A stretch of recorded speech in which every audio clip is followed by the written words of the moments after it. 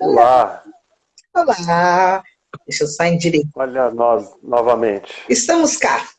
Estamos cá depois de um longo e tenebroso inverno. Não, não foi nada disso. Estamos cá depois de um final de semana bem prolongado, porque nós não viemos ontem, né? Não estivemos aqui ontem, sim. Não, estivemos aqui ontem. Mas estávamos a trabalhar, né? Sempre, né? Sempre. Você sabe que hoje no café da manhã eu usei uma palavra que não é uma palavra que existe em português, né? Mas é uma palavra, enquanto a gente espera o pessoal chegar aqui para falar do nosso... Oh, Reginaldo! Reginaldo, sem você não tem Enriquecendo com Henrique, meu filho. Reginaldo, bom Exato. dia. Bom dia. Eu usei uma palavra que foi adultecer.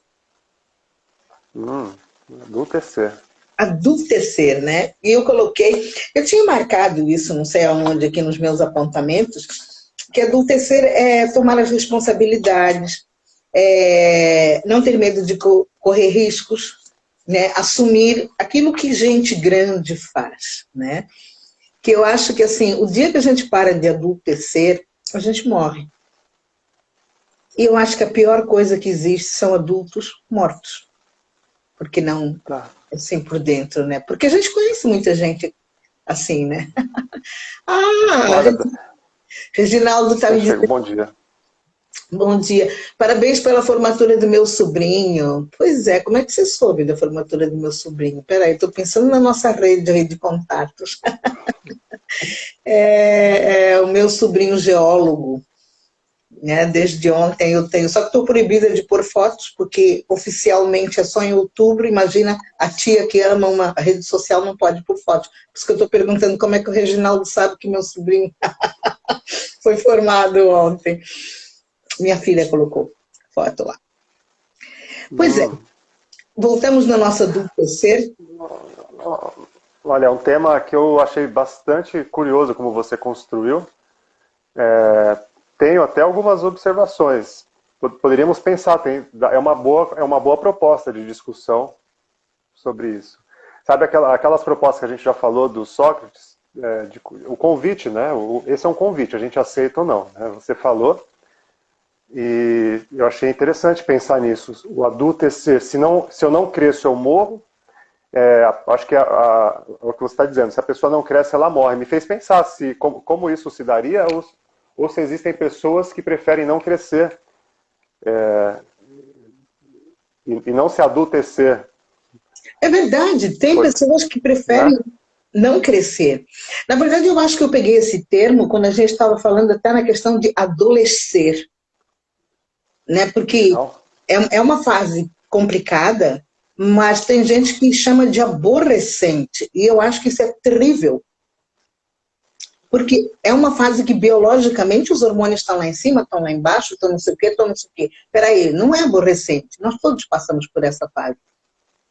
E adultecer também é uma fase que não é nada fácil. Mas a gente não pode se permitir não adultecer. O Reginaldo falou que você postou no Instagram. Nossa, eu vou ter que ver isso aqui, porque se eu postei eu vou ter que tirar, porque eu acho que eu não postei, não. Eu acho que eu vi também, alguma coisa assim, viu? Eu vi uma postagem de um rapaz. Também vi. É. Nossa, que chato. Vou ter que ver agora. Bom, bom dia, Roseli. Roselene. Roselene, Roselene, querida cortou aqui. Roselene, exatamente. Silveira, que eu não sei quem é, mas bom dia Bom também. dia, seja bem-vindo, Silveira. Gente, deixa eu só pontuar aqui uma coisa com vocês. Nós não entramos ontem, né? Eu e o Henrique. Também por excesso de trabalho de minha parte também, mas nós agora vamos ficar só na quarta e na quinta, tá bom? Nós estamos trabalhando Isso. algumas surpresas para vocês e queremos que mais tardar no começo do próximo mês a gente já vai lançar.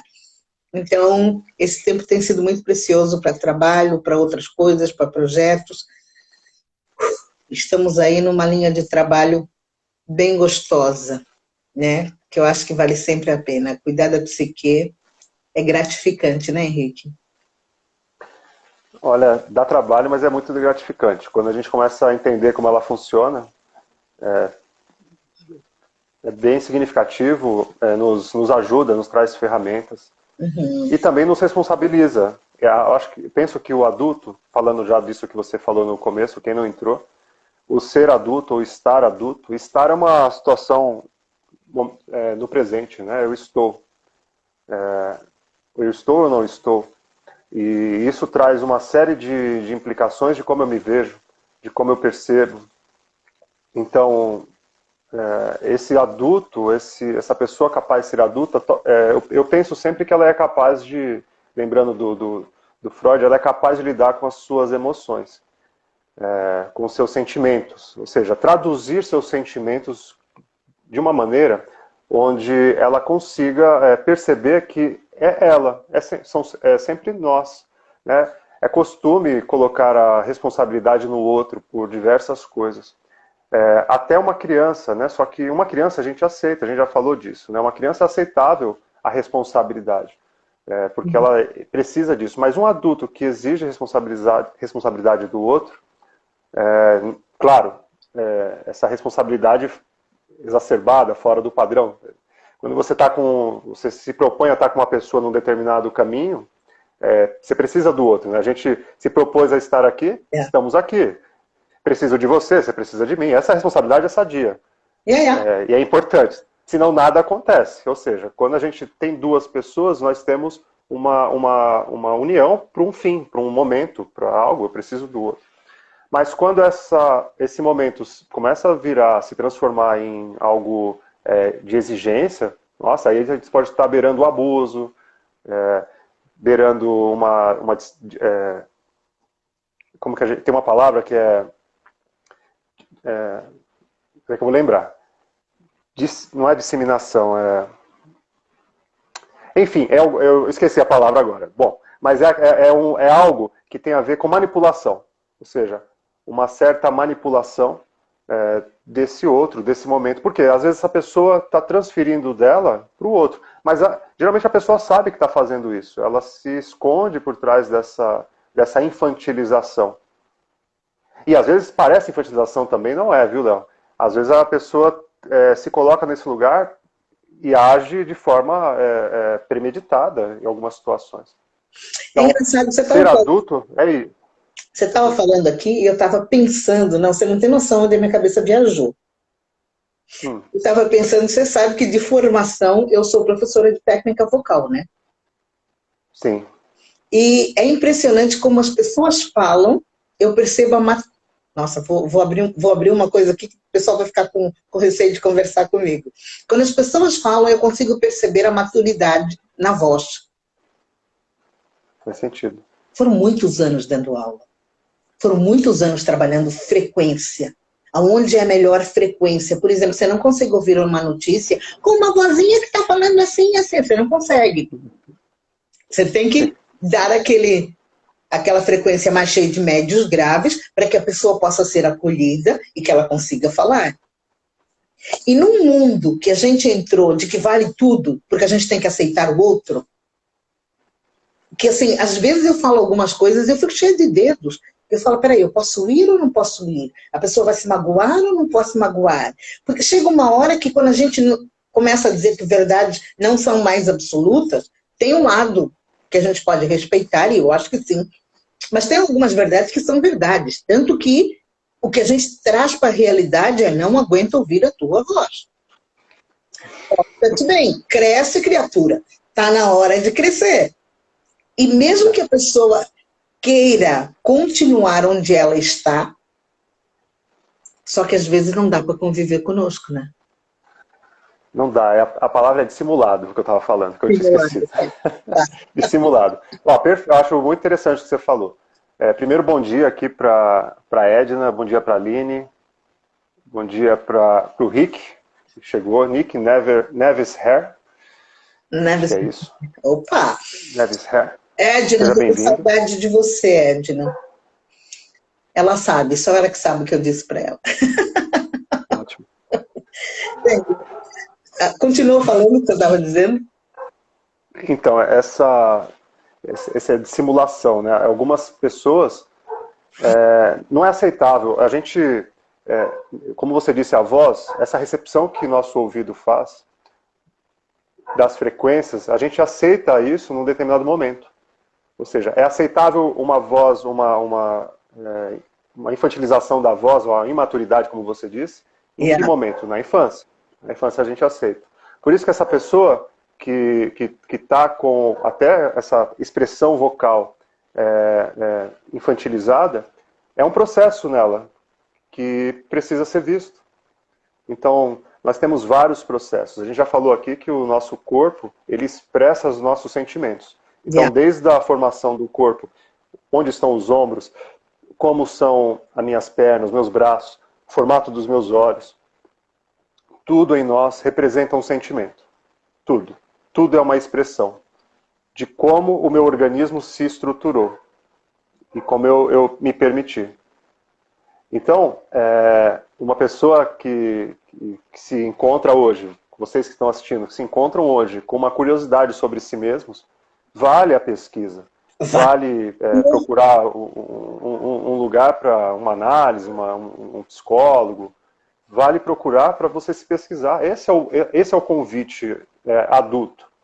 Um sujeito adulto, ele vai querer saber por que ele é quem ele é. Geralmente a gente pensa que sabe, mas é bom pensar que temos uma parte muito grande em nós, do nosso psiquismo, que é desconhecida, tanto para mim quanto para vocês. E é essa parte que tem o maior controle. Eu quero ressaltar duas coisas aqui que você disse. A gente pensa que sabe. Eu vou te dizer uma coisa, eu acho que eu não sei. A cada dia eu deparo com meus sentimentos em relação a algumas circunstâncias que eu falo assim, puxa, eu achei que eu já tinha vencido isso. Eu achei que eu já tinha passado por isso. E quando eu percebo, eu tenho que olhar para mim, rever e encontrar porquês e toda essa história que eu acho que, como você disse, vale a pesquisa. Porque eu acho que isso é muito importante. Mas isso é muito honesto, né, Léo? Assim, você falando isso. É uma pessoa que está sendo, no mínimo, honesta consigo mesmo. Ou seja, às vezes a gente fala, pô, acho que agora vai, né? Acho que essa parte, essa sensação eu entendi. E a gente só vai entender quando acontecer novamente. Como a gente vai lidar com isso? Então, essas ferramentas que hoje estão mais populares, tanto essas lives, diversas pessoas falando sobre esses temas da mente, sobre várias coisas que a gente não aprendeu na escola, situações que não aprendemos com os pais. É bom que muitas pessoas estejam se comunicando, falando. Tem muita coisa que precisa ser filtrada, né? Porque as pessoas vão misturando as coisas, mas, de qualquer forma, cada um de nós tem o dever de ouvir algo e pesquisar. Acho que isso é responsável, né? Só a pessoa arrumando aqui. Não, eu acho que você tem toda a razão no que você está falando, mas isso implica tempo. Porque assim, nós estamos sempre acostumados a lidar com o outro e fazer coisas para ter resultados para o outro, mas nunca para nós. Porque assim, as mulheres fazem um pouco isso com a questão de vou arrumar unha, cabelo, que não sei o quê. Agora na pandemia foi a brincadeira do cabelo branco, né? Porque ocupa tempo, mas é externo. E a gente só vai procurar um tipo de ajuda para cuidar do interno quando realmente entrou numa ansiedade, quando não sabe como lidar com as emoções, quando alguém fala para o outro, vai procurar ajuda, olha como você está, que não sei o quê. Eu não controlo direito as minhas emoções. Porque a gente não tem essas práticas de cuidar de nós internamente, né? É uma questão outra questão interessante que você está trazendo. Será que quando a gente cuida de nós, ou seja, na nossa aparência, a gente está cuidando para nós? É uma outra pergunta interessante. Será que é para nós? As pessoas não, estou fazendo por mim. Mas será que é? Será que dentro de casa, tirando a voz, né, que pede para se arrumar, será que no conforto da casa a gente se arruma tanto? Algumas pessoas vão, sim, me arrumo. Mas como isso começou? Então é uma boa questão. Será que a gente se arruma? Será que a gente realmente olha para nós em todos os lugares? Ou sempre tem um social, mesmo que seja só nas nossas cabeças? Só dentro de nós, dizendo, você tem que se arrumar. Você está falando isso, eu estava me lembrando no começo da pandemia, né? Porque assim, temos N histórias agora de pandemia, né? De quarentena, de ficar isolado e tudo mais. E no começo, a única coisa que me fez me arrumar todos os dias era a minha obrigação de fazer um café da manhã por dia. Porque senão eu ia ficar de pijama o restante do dia. Para onde eu ia? Para lugar nenhum. Eu não podia sair. Eu estava no local onde tinha polícia fora. Se você saísse uma vez ou duas por semana, você tinha que dizer, ó, estou indo no supermercado, e se alguém te perguntasse alguma coisa do tipo. Uma vez eu me lembro que eu fui num açougue, que chama-se talho, né? E pedi não sei o que para o homem. Eu falei, pois é, né? Eu querendo meter conversa, né? Falei, puxa, que chata essa situação. E ele me disse assim, você tá aí? Deu uma saída. Ele me respondeu assim, essa situação tá chata porque pessoas como a senhora tinham que estar em casa. Eu falei, meu Deus do céu, não zangue comigo. Por isso que a pandemia não acaba, porque não sei o quê. Eu falei, meu Deus. E assim, eu só me arrumava porque eu tinha um vídeo para fazer. Porque senão eu ia ficar de cabelo em pé, de pijama, de não sei o quê. Porque é essa questão que você diz mesmo, será que eu estou me arrumando para mim ou para o outro?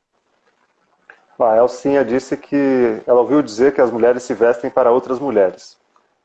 Sim, não tenha Elcinha dúvida. falando. Você vai para algum lugar onde tem homem, ele cumprimenta para você, olha no teu olho. A mulher te olha de baixo a cima para saber o sapato que você estava. É verdade. A gente veste para outra mulher. Podia ser diferente, mas eu tenho que concordar com a Elcinha. Tem uma pergunta para você, Léo. O Reginaldo está perguntando se a entonação da voz não tem conexão ao estado de espírito da pessoa. Você não quer que eu se diga aqui, né? Claro que tem. É lógico que tem. Porque quando a gente fala, eu posso querer enganar. Aliás, eu sou muito boa nisso, né? Porque como eu sei o que eu quero dizer, muitas vezes, a única coisa que eu não engano não é a minha voz, são os meus olhos. Quem me conhece olha para o meu olho e fala, você não está bem agora. Hoje, o que aconteceu? Nada. Deixando de sorrir. Tanto que eu brinco sempre, sorria com os olhos. Mas sim, na entoação da voz eu digo meu estado de espírito sem um pingo de problema. Eu tenho truques para poder mudar isso, né? Mas é verdade. Fala bom dia aqui para Débora. Entrou a Débora, Soraya. Minha prima, que coisa boa. Olha, a gente falou... Eu ia falar a gente estava falando semana passada das fases, né? Fase oral, fase anal. E hoje nós falaríamos da fase fálica um pouco. E a gente está falando, tá? Só a gente não falou que está falando. Boa! Olha, eu queria pontuar uma coisa que eu coloquei aqui, porque eu achei muito legal essa palavra que você falou, Henrique. Você falou traduzir seu sentimento. Tradução é quando você tem uma outra língua e você traduz para uma outra língua. Então, você faz-se entender quando você traduz. Mas eu preciso conhecer a outra língua para eu traduzir. Como é que eu vou traduzir meus sentimentos se eu não me conheço? Ou se eu não conheço sentimentos? Vendo? Estou gostando disso, dessas perguntas bem construídas. Olha que legal. Eu estou trabalhando muito, Henrique, você não tem noção. Eu estou trabalhando demais com a história da alma, com a história das minhas jornadas, que eu estou levantando cedo para andar. Olha só, olha a minha determinação, nem eu acredito que eu estou fazendo isso. Por isso que eu fico até com receio, porque as minhas construções de frases já não são só aquelas tão simples. Eu não achei simples, não. É que eu estou repetindo aqui, que tá boa. É gostoso quando você tem... Porque nessa sua pergunta tem muitas questões, é muito amplo. Então, prestem atenção. Vamos estar junto aqui nessa construção dessa frase da Leonete. Antes, bom dia, Augusto. Augusto Herr também entrou. Bom dia, Augusto. Hoje nós estamos com cabeleireiros aqui, importantes, né? Boa. É porque eles devem estar achando daqui a pouco que meu cabelo está precisando de luzes, viu, gente? Luz, relaxamento, tem 4 dedos de raiz, eu posso já ir dizendo aqui. Olha só,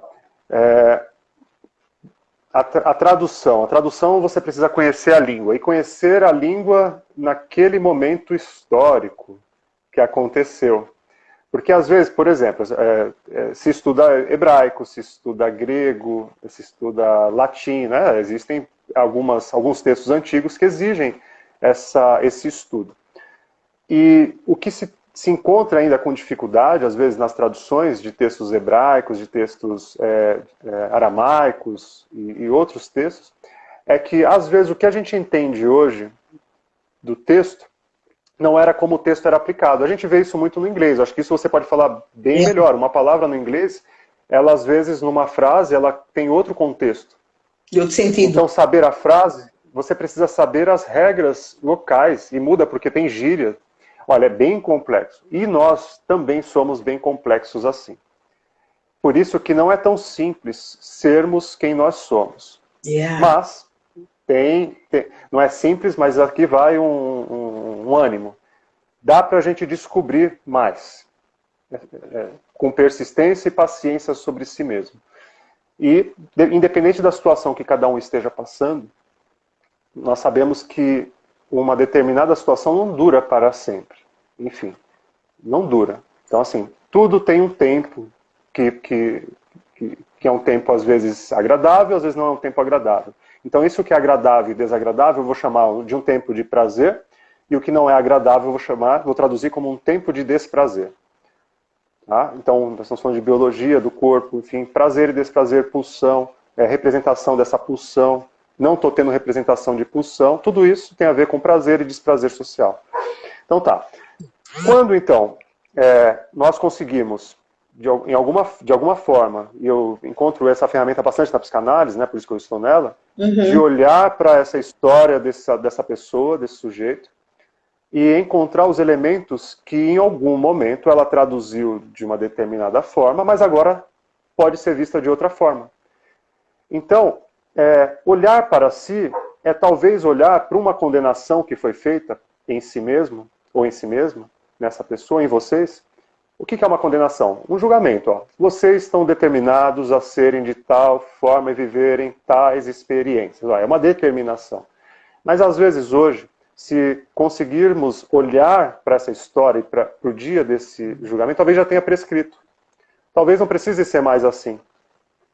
Muitas vezes não precisa mais. Então, dentro da sua frase, que é muito interessante, como a gente olha para uma história, para um texto antigo, então eu vou chamar esse texto de história nossa, a história da vida. Uma história que aconteceu há 10 anos, de 20 anos, de 5 anos, de um mês, não importa.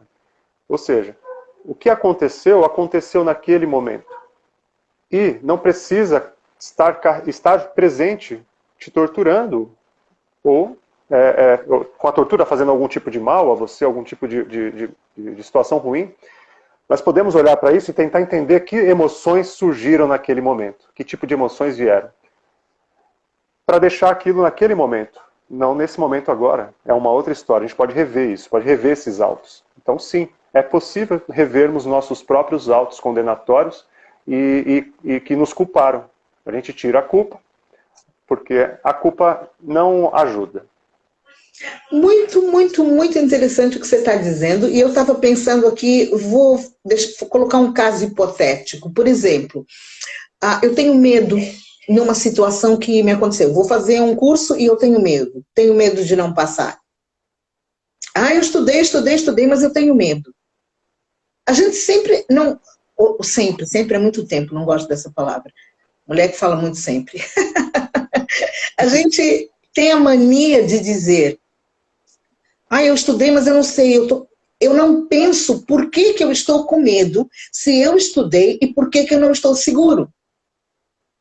Mas se a gente for olhar para trás, provavelmente já aconteceram algumas situações que eu consigo identificar o mesmo tipo de medo.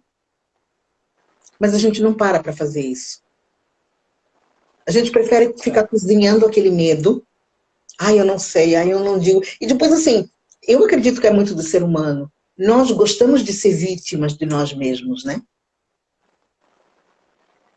Então, eu falar um bom dia antes de começar aqui. A Cleusa também está aqui, Simões, bom dia. Também entrou Alain, Alaô, Calas.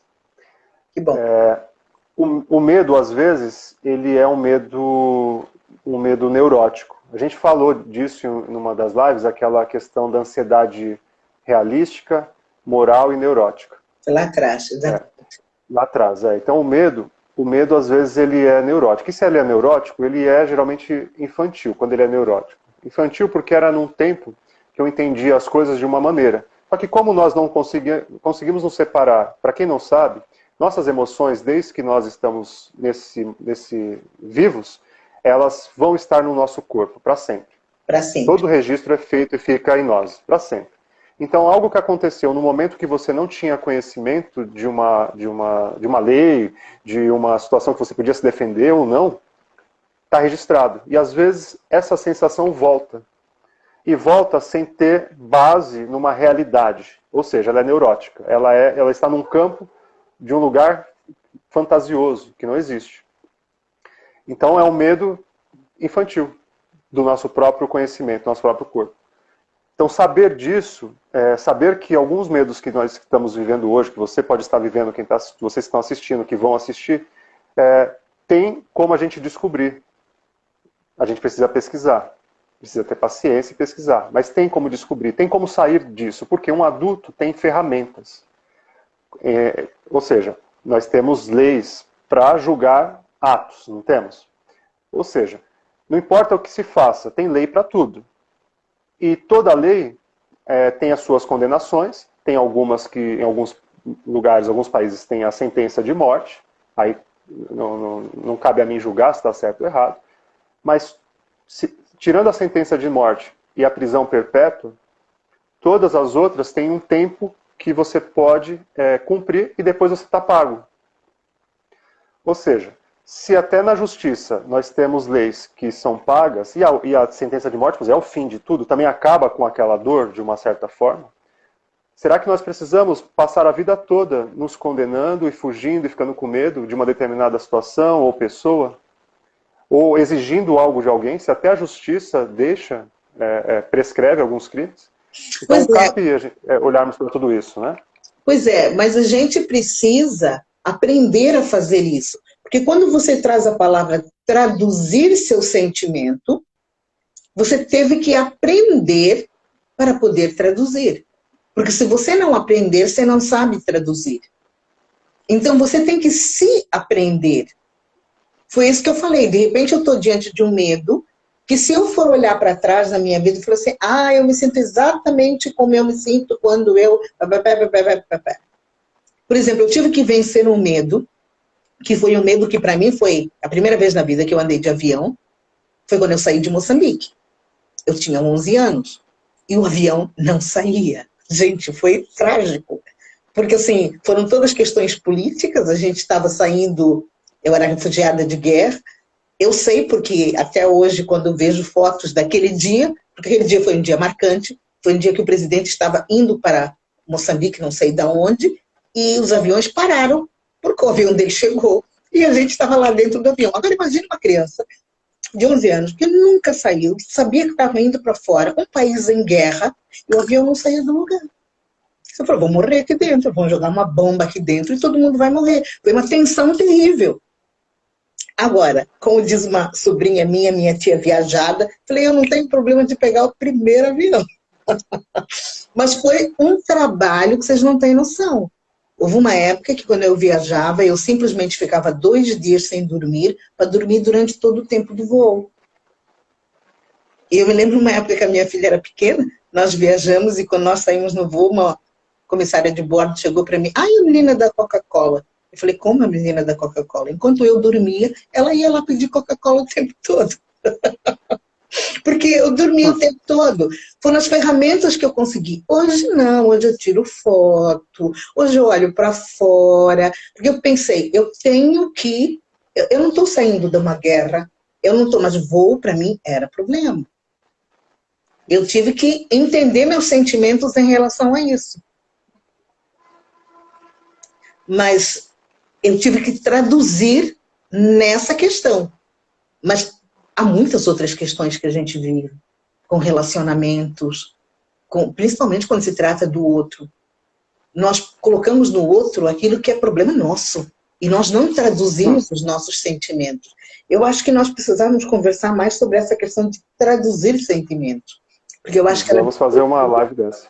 Yeah. Quero falar um oi aqui para uma presença ilustre também, outra presença ilustre, do Jonathan, meu amigo e colega Jonathan, psicanalista. Agora ele vai fazer um mestrado na Paris 8, que chique, muito bom. Uau, que E bom. também entrou a Becalira aqui. Bom dia, sejam bem-vindos. Muito bom tê-los aqui com a gente, viu, gente? Continue. Olha, Léo, é exatamente isso, né? Essa tradução das nossas emoções, tradução da nossa razão também. Às vezes a razão está muito distante do que seria a emoção, está muito objetiva, está faltando um pouco de sentimentos.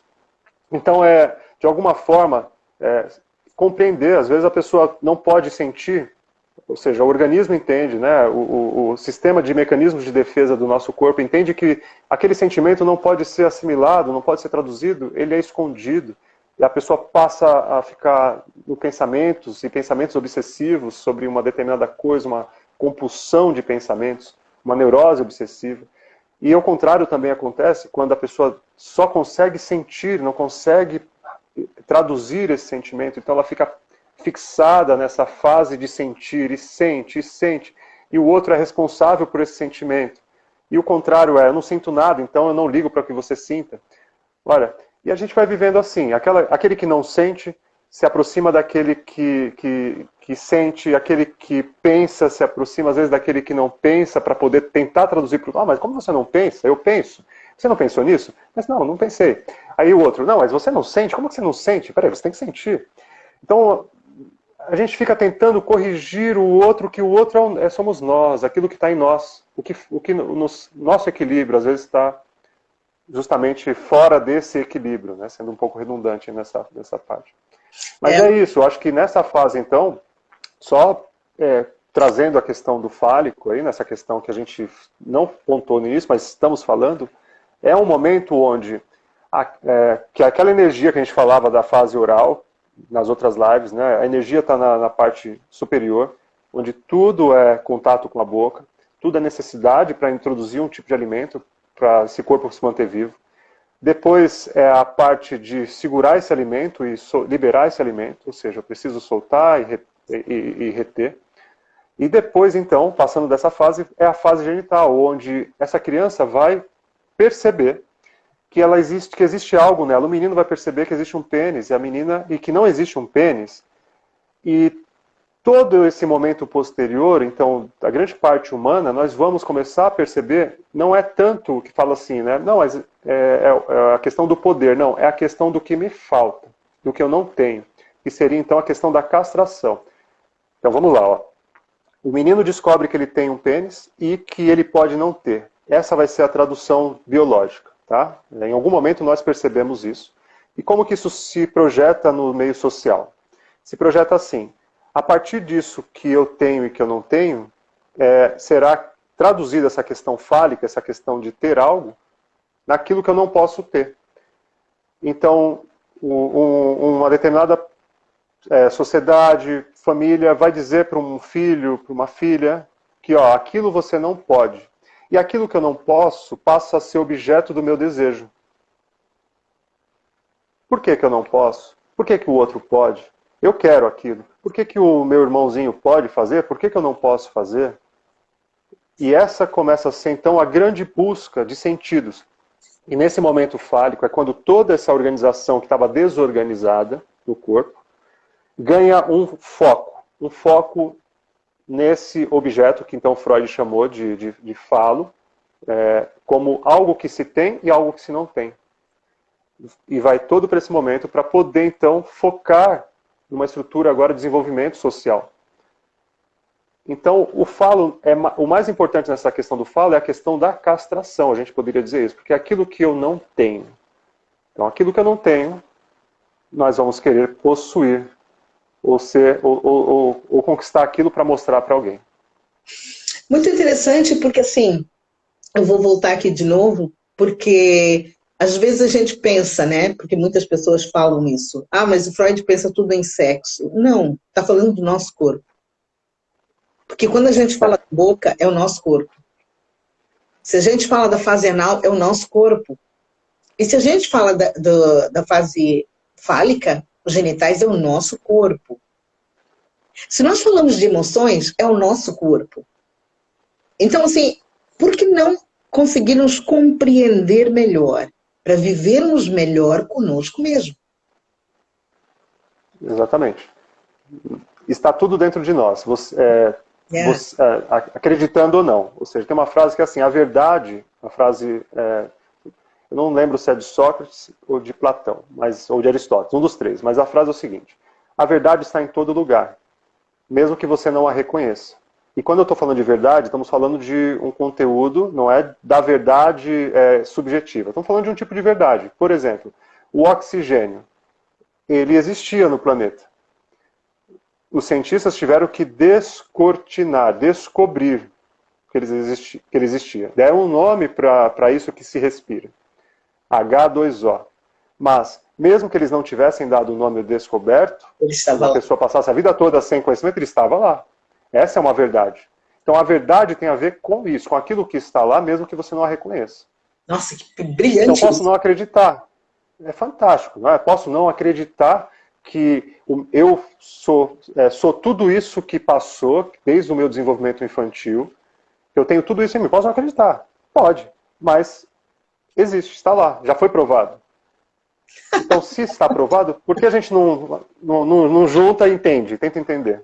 Eu acho que assim, o meu trabalho, às vezes, é realmente desbloquear o meu, e acho que de toda a gente que trabalha com essa mente, desbloquear a cabeça das pessoas, porque as pessoas têm tanta resistência para aceitar uma coisa óbvia. Né? Isso que você falou do ar é incrível. Porque assim, não adianta eu dizer, não, H2O, não acredito naquilo. Cara, você está respirando. Para com isso. Você já está respirando. Se você está respirando, o ar existe. Tem uma outra frase que é legal, que é assim, você vai no oceano, no rio, enfim, pega uma colher e olha assim, pega nessa colher e fala assim, nossa, baleias não existem, porque nessa colher não tem baleia. Ou seja, eu estou desconsiderando todo um oceano. Eu nunca vi uma baleia, mas alguém já viu. Então, essa desconsideração de um todo, numa redução de uma parte pequena, porque é só esse pequeno que uma determinada pessoa consegue perceber, não significa que seja a totalidade, a verdade. É uma parte que você conseguiu alcançar. E é só isso.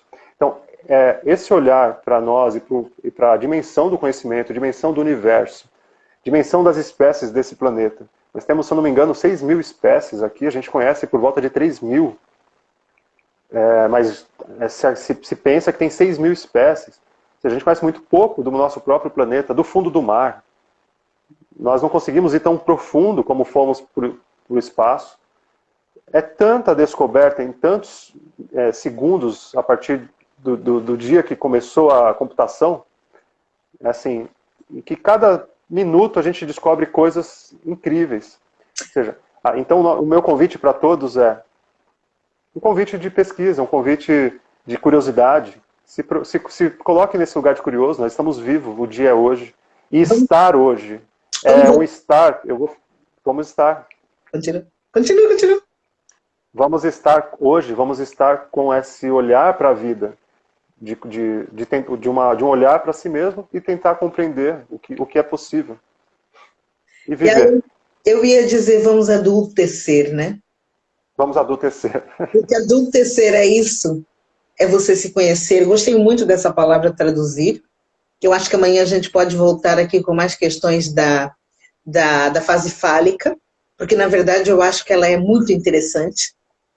Todas elas são interessantes, né? Mas nós não paramos, nós passamos por cima. Nós paramos na questão do sugar, da boca, do querer, da compulsão e tudo mais, da questão do soltar as emoções ou reter, e a gente consegue colocar os nossos monstros aqui dentro, os nossos monstros do lado de fora, né? Tanto faz, que temos monstros para aqui em volta.